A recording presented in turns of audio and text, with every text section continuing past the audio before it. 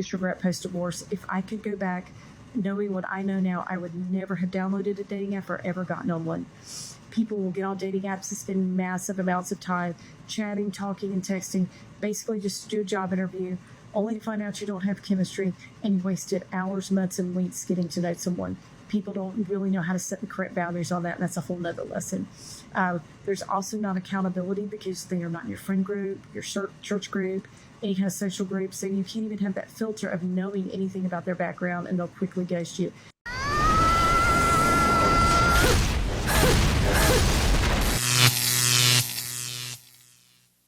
Welcome to The Wall. In today's video, we'll see several women who have hit the wall. We'll look at a woman who claims that winning an award is better than choosing to be a mother, and we'll also review some relationship cases that show a man's love. Most notably, we'll see a woman, 38 years on the wall, rejected by her matchmaker for lacking feminine energy to receive a man's love. Your support is incredibly important to us. Give us a like and subscribe to the channel. We're aiming to reach 150,000 subscribers by the end of the year. Share your experiences and advice in the comments. That's what makes this community grow. Turn on notifications so you don't miss any videos. All right, let's get started. No, because memes like this just seem intentionally cruel. So it's two women. One is holding some type of award, and the caption is, "I won." And then another woman is obviously holding a child, saying, "No, you didn't." And obviously the woman with the award looks like pretty pensive, pretty unhappy. And of course, the mothers just look like the most happy, version of herself. There is no reason this needed to be a competition picture. It would have been such a more impactful and better message had both little thought bubbles or speech bubbles just said, "I won." The message being both women are winning in their respective lives because they're doing what they want to be doing. They're spending their time how they want to spend their time. They're accomplishing the things that they actually want to accomplish. Why is the woman who obviously has had a great accomplishment looking like she's so disappointed in herself? With the obvious message being, if you are a woman but not a mother, you will never actually be happy. You will never actually feel like you won. Also, once again, pictures like this don't just hurt child-free by choice people. It can also be very hurtful to people who did want a family and couldn't have one. For something as simple as one trophy gathering dust on a shelf, the other will generate an entire lineage and family that could also win multiple awards and leave a mark on the world. It's that simple. The reason this message bothers you is because you're in the same situation as the first woman, but worse because you don't even have an award. Secondly, I've seen more women regret never having children than those who did. I've seen more women regret being alone on the wall than those married with kids. It's to the point that women who gave their children up for adoption or abandoned them eventually feel the pain of that loss catch up with them. You can never compare the value of a trophy to the value of a family. That's why that meme, as you say, is cruel, because it reveals a reality that many women identify with, even those who claim they don't want kids. When they find a partner, even at 35 or older, if there's even a small chance, they want to try. Why is that? Because a trophy won't fill the space a family could. If you don't believe it, just ask the woman in the next video. It's not about being lonely, so I just want somebody. No, I want to be in love. I want to share my life with someone. I want to feel the joys. I want to have my hands held. I want to be held. I want to kiss. I want to support. I want to make coffee with that person. I want my person. I want my person. Why is it so hard to find your person? I'm so tired. It's really hard when love is the one thing you can't force. You can't make it happen. It has to just show up. But where is it? I honestly feel for this woman because I've been hearing a lot of different opinions about her situation, but wanting it and doing the work for it are two different things. And I truly believe that it gets harder to want to do the work as you get older. And then mix that with the fact that men are expected to put in most of the effort, at least early on in dating. Well, a lot of single men that would be in her age bracket that are happy, established, and mentally and physically healthy, they are hard to find because they're kind of just chilling at home or at work. So if you're a woman in your 20s or 30s, let this be a lesson that you need to lock in that good man and treat him right. Exactly. He just missed saying that the wall doesn't forgive. Do you really think that giving that woman an award will make her happy? Of course not. She wants a man, a family. See what I was saying? There's no comparison. I like how the message ends, encouraging women in their 20s and 30s to take care of their men. Nowadays, it's common to see women criticizing men just for being men, but deep down, they want a man at home. It's like a spoiled child saying they don't want something when they actually do. Human connection is essential, whether you're a man or a woman. For women who let their prime years pass by, it's much harder because they come from a time where they expected men to put in all the effort. But those times are gone. Today, you also have to put in the effort. So, take care of that husband you have. Involving because the female state, that is one of the only keys to a man's heart. When's the last time you looked too young? If I loved cooking and it was met with like, hey, I love that you love cooking, like this means a lot to me. Thanks, but you know you don't have to do this all the time. Like I can pitch, whenever it was met with that, I think I would love cooking. I don't disagree that the effort you put into your relationship should be met with some kind of overture of appreciation and reciprocity.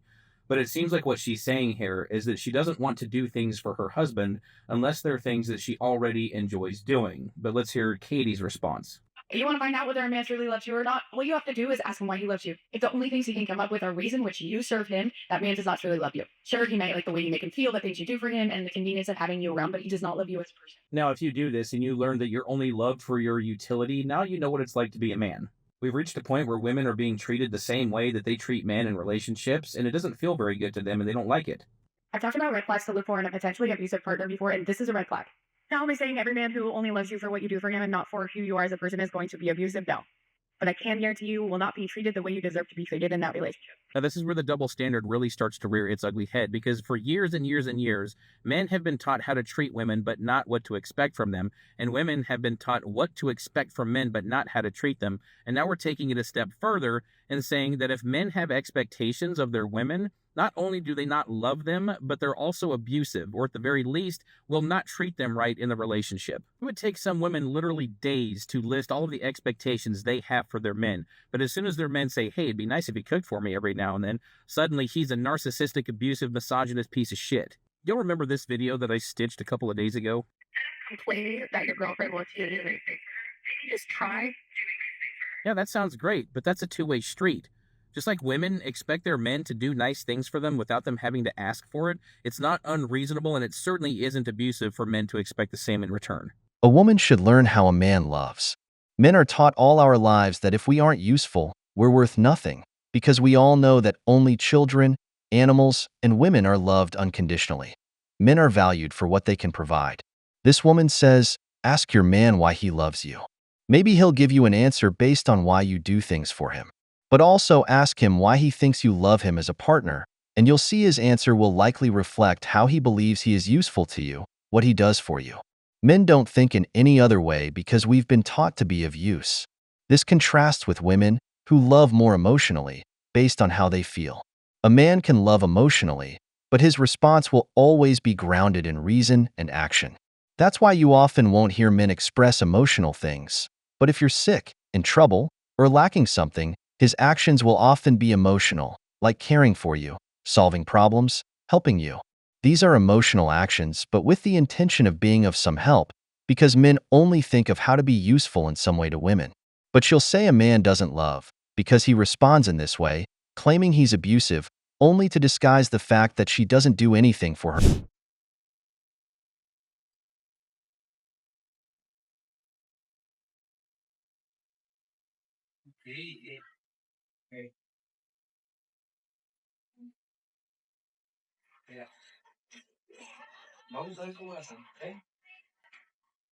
I don't mean to bring negative energy to such a sweet video because I think it is. I think it demonstrates the amount of respect and support that partners should have for each other. But everyone should remember that it goes both ways. All too many times I've heard from men that this is not the sort of reaction that they get. It's when men go through difficult times like loss of a job or mental health or some sort of addiction. That is when they find out that they did not have a ride or die. Their lady, the minute that they see them as too weak, that is when she leaves. And in general, I think that most men, they think that the woman that they're with would probably leave them if something really big like this happened. And that has to be tough for them. Harsh is an understatement.